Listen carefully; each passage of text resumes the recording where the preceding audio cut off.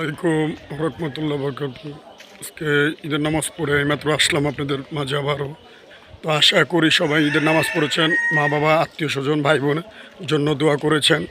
কুরবানির পশুটাকে সুন্দর মতন পানি খাওয়াবেন, গোসল টোসল করাবেন এবং কি আপনারা সব 3 ভাগের মাংস 1 ভাগ আত্মীয় স্বজনকে দিবেন, 1 ভাগ গরিবদের বিতরণ করে দিবেন, আরেক ভাগ নিজে রাখবেন।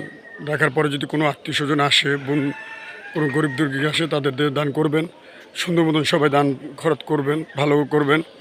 আরেকটা কথা বলি, আত্মীয় স্বজন মা বাবার দোয়া নেবেন, মা ও বাবার দোয়া নেবেন। মা বাবা যদি মারা যায়, কবরে যায় জিয়ারত করবেন, সুন্দর পরিবেশে থাকবেন আপনারা, এই কামনা করি আমি।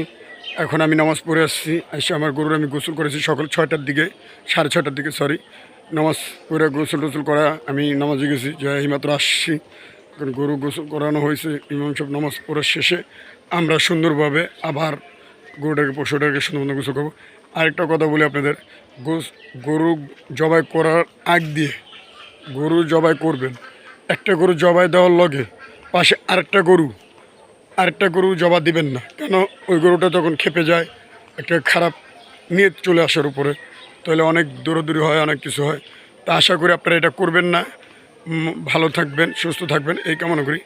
ঈদ মুবারক, ঈদ মুবারক, ঈদ মুবারক। ঈদের শুভেচ্ছা রইল অল বাংলাদেশের মানুষদের, দেশবাসীর জন্য। এবং আসসালামু আলাইকুম।